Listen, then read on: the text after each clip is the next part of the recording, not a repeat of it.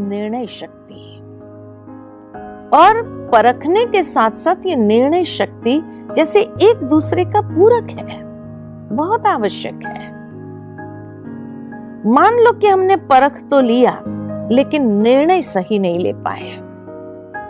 निर्णय लेने के लिए जिस तरह एक तराजू होता है, तराजू के दोनों पलड़े बराबर तभी होते हैं जब बीच का कांटा एकाग्र होता है। ठीक इसी तरह जीवन के अंदर भी सही निर्णय लेने का आधार मन की एकाग्रता और मानसिक संतुलन। जितना संतुलन है, एकाग्रता है, उतना जो भी डिसीजन लेंगे लाइफ में वो सही निकलेगा, और उससे हम अहंकार की कमजोरी के ऊपर विजय प्राप्त कर सकते हैं। कई बार व्यक्ति परख लेता है लेकिन निर्णय सही नहीं ले पाता है क्योंकि उसका अहंकार बीच में आता है, ईगो, और उस ईगो को पोषने में लगा रहता है तो डिसीजन गलत हो जाता है।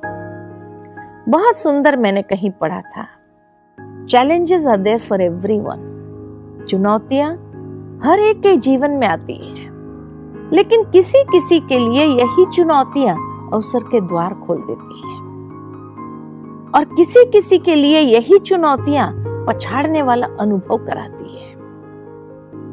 अब किसके लिए ये अवसर के द्वार खोलती है, किसको ये पछाड़ती है? बहुत सुंदर वहां लिखा हुआ था कि चुनौती के वक्त जो सही निर्णय लेता है उसके लिए अवसर के द्वार खुलने लगते हैं,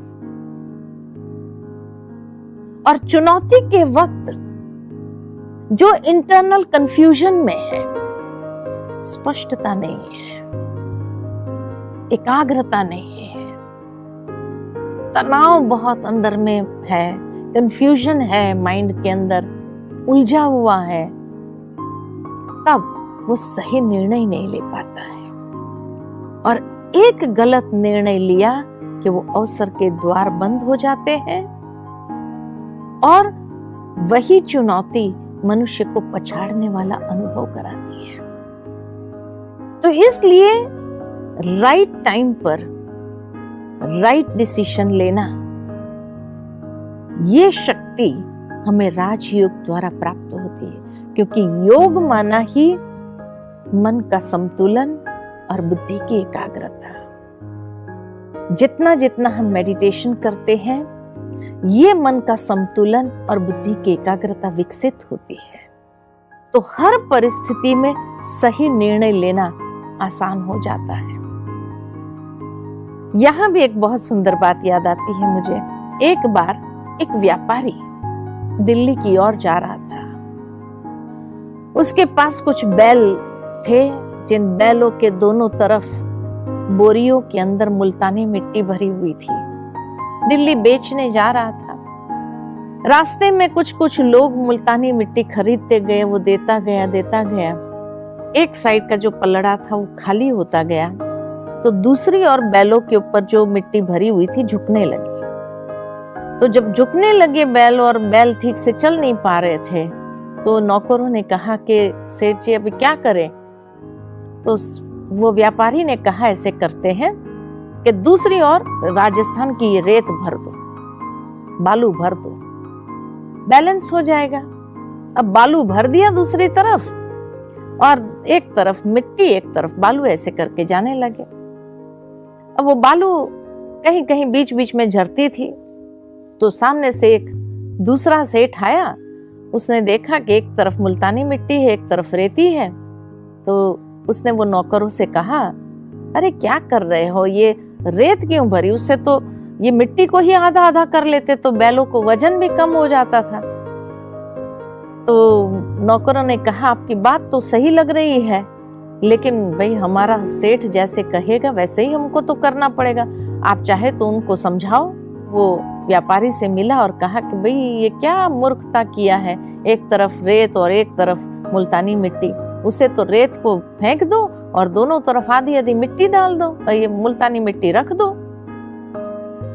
तो वो भाई ने पूछा, भाई आप कहाँ से आ रहे हो और कहाँ जा रहे हो? तो उसने कहा, मैं भिवानी का रहने वाला हूँ, दिल्ली गया था व्यापार के लिए, लेकिन वहां बीमार हो गया, तो जो कमाया था वो सारा खर्च हो गया बीमारी के पीछे। अब कुछ नहीं बचा, तो सोचा वापस घर जाता हूँ और वहीं कुछ कर लूंगा। वो व्यापारी जो था उसने कहा अपने नौकरों से, नौकरों ने जब पूछा कि भाई क्या करना है, ये रेत निकाल दे और मिट्टी आधा आधा कर ले, तो उसने कहा नहीं, ये व्यक्ति दिल्ली से आ रहा है लेकिन कमाया नहीं उसने, घाटे में जा रहा है वापस। यानी जीवन में उसने जो निर्णय लिए होंगे ना वो सही नहीं होंगे, तभी ये घाटे में वापस जा रहा है। ऐसे व्यक्ति के बुद्धि पर चलना, ऐसे व्यक्ति की समझ को स्वीकार करना, कहीं हम भी घाटे में न चले जाएं। इसलिए हमें सफल व्यक्ति के निर्णयों को सम्मान करना चाहिए। असफल व्यक्ति के निर्णय भले दिखने में कितने अच्छे हो, सही हो, लेकिन फिर भी कहीं ना कहीं वो हमें धोखा जरूर देगा। ये व्यापारी ने उस बात को माना नहीं और दिल्ली पहुंच गया और उसने अपने नौकरों को कहा, 2 ढेर लगा दो, एक रेत का ढेर, एक मुल्तानी मिट्टी का ढेर लगा दिया और कहा आप बैलों को जंगल में ले जाओ, घास खिलाओ तब तक। तो नौकरों तो चले गए। अब ये मुल्तानी मिट्टी बेच रहा था, लोग ले रहे थे, रेत का ढेर ऐसे का ऐसे था। अब वो दिल्ली का राजा जो था बीमार पड़ गया। बीमार पड़ा तो वैद्य जी ने कहा कि भाई उसको जिस तरह की बीमारी है, ये राजस्थान की रेत पर अगर लेटेगा तो उसको उसका दर्द जो है वो रेत खींच लेगा। दिल्ली में राजस्थान की रेत कहाँ मिलेगी? तो नौकरों ने कहा, दिल्ली में क्या नहीं मिलता है, सब कुछ मिलता है, बाजार में जाना पड़ता है। बाजार में गए, वो रेत का ढेर देखा, कहा कैसे दिया? तो उसने देखा भाई किसके लिए चाहिए, तो कहा हमारे राजा के लिए चाहिए। अच्छे दाम में उसने बेच दिया उस रेत को भी, तो रेत का भी कमाया और मिट्टी का भी कमा करके सफल होकर के लौट रहा था। कहने का भावार्थ, जीवन के अंदर भी हमें देखना चाहिए कि सफल इंसान जो राय देता है उसकी राय को सम्मान करते हुए अगर चलेंगे भी, उसके ऊपर शायद सफलता हासिल हो जाए। लेकिन असफल व्यक्ति की राय कितनी भी अच्छी दिखने वाली हो, लेकिन उस पर चलने से कहीं ना कहीं घाटा, धोखे में न चले जाए, उस बात का हमें ख्याल रखना चाहिए।